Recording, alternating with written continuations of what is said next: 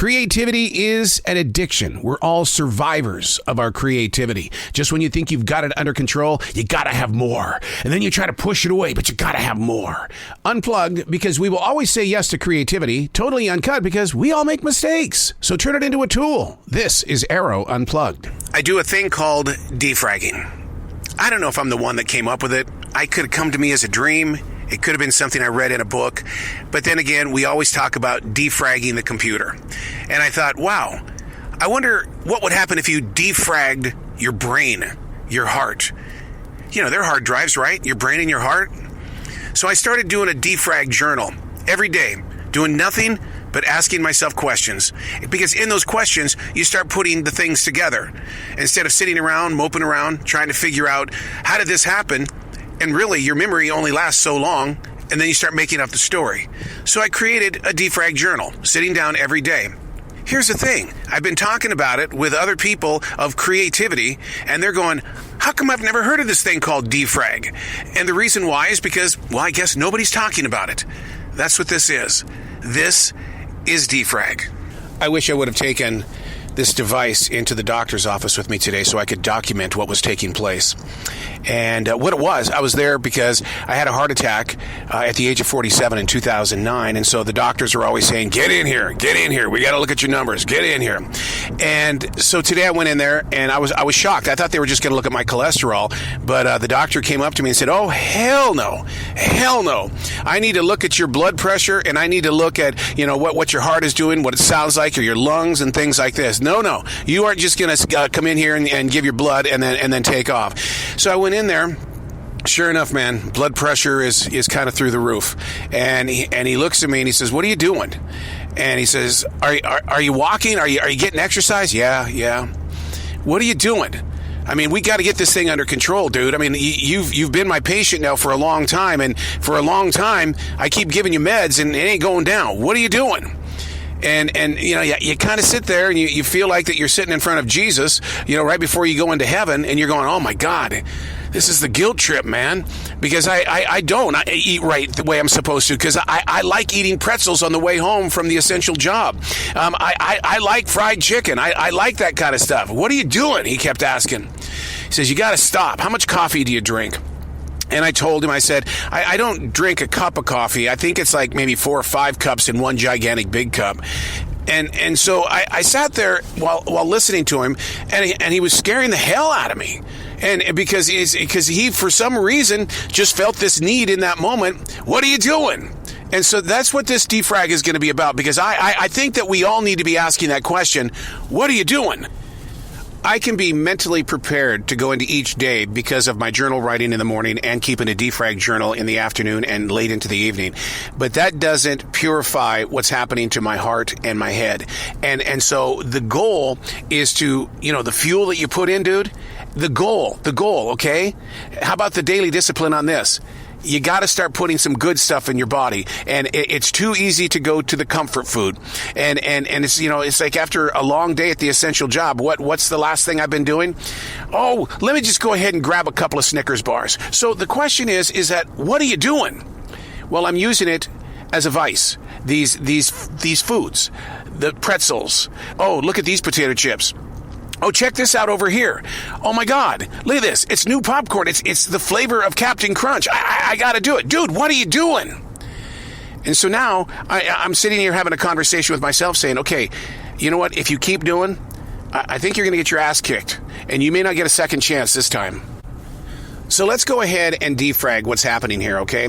Because like I said, I think the food is a vice. I think it's what I'm going to in order to feel better about something that is going wrong. And so you have to sit there and ask the question, defrag it, what's wrong? Tell me. You don't have to tell anybody else. Just tell me what's going on the inside of your core. And I think it's because, when during the lockdown, we lost everything. I mean, we lost everything in our promotions, our jobs and things like that. And yeah, I loved being at home with my wife all the time. I really did. But what happened is that we went on an extreme budget. Now, I don't know about you, But first of all, I grew up in a very poor family home. I did. And so I already had the fear of being poor myself. And so that's always been my drive and why I was so addicted to the early stages of terrestrial radio, because I was always afraid of being fired. So I never said no to anything. You're not going to fire the guy that says yes to everything. He's a team player, right? No, he was scared. He was scared every day that he came to work. Well, what's happened is now that the lockdown is over, my real life is back. Not only that, but all the jobs that I took during the lockdown, I'm still doing them. So I sat down during my defrag writing today, and I figured out how many hours I'm putting in doing part-time jobs. And you ready for the number? And I think that's the reason why I'm eating and why I've turned food into a vice, into a drug. And I'm getting the results of that by the doctor saying, "What are you doing?" I'm doing 78 hours a week at several different jobs. And I think in the defrag process, we got to come up with a way to slow this monkey down. My question would be, how do you cure, or can you cure, a workaholic?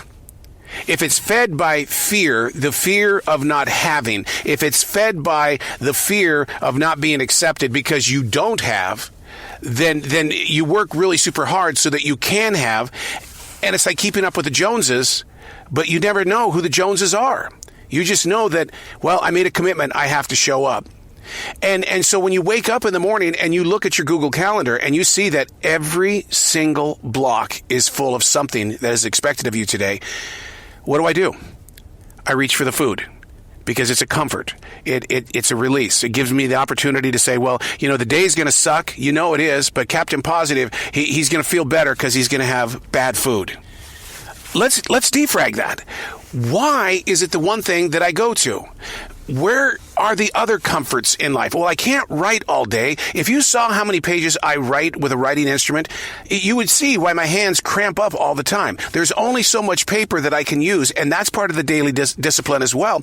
And it's 3 pages in the morning, and with the defrag journal, there have been times I've done up to 9-10 pages of handwritten thoughts. And I thought, you're addicted to this, dude. You can't do this. Don't become addicted to the writing. You can't turn to this, because during those moments where the tablets are at home, what are you going to do? What's going to be your vice? Probably the food. I'll probably stop in at a 7-Eleven or a Circle K, get myself some bad food, and then hear the doctor say, "What are you doing?" This is why I invite you to pick up a good habit of defragging by creating little moments. You could be in the car, you could be at work in a very private place, you could be at home. It doesn't mean that you have to showcase what your soul is doing or what kind of taps it's beating out. What you do is you ask yourself simple questions so that you can piece together the puzzles. I wrote this morning about how messages come to us from the universe, not all at once, but without defragging, you don't understand what message goes with what message, and you get kind of confused. I call it controlled chaos. But if you defrag and you really do listen to things that are moving through you, then you'll be able to get the sentence. As a martial artist, what they always taught us is that the black belt, what a great place to be. When they wrapped that black belt around your waist during the tea ceremony, loved it. It was very heartfelt. But in reality, I only knew how to do one thing: create words. That's my first dawn, create words. Second dawn, now you're creating sentences. And as you grow, you create paragraphs. Paragraphs become books. It becomes stories. It becomes community driven. Do you understand what I mean? Before there can be paper for me to write on, there has to be a seed. So your question might be, how do I get started with this thing called defragging? First of all, you don't even have to call it defragging because it seems like such a word, an electronic word. It starts with you just asking yourself in the mirror, "Hey, how are you doing?"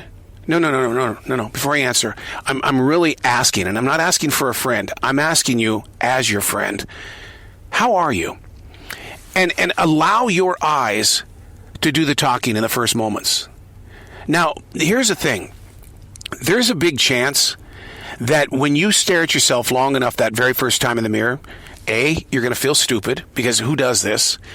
And B, you might actually start crying. Because that inner core of your system of choices has always wanted to be heard. And right there in that bathroom mirror, you're saying, "Hey, I'm here. I want to listen. because we're making some decisions that really don't agree with a healthy lifestyle. I totally understand that it's very difficult to take your thoughts and put it on paper. It is a fear of other people getting physical evidence of where you are mentally. But what happens is that Julia Cameron taught me this in The Artist Way.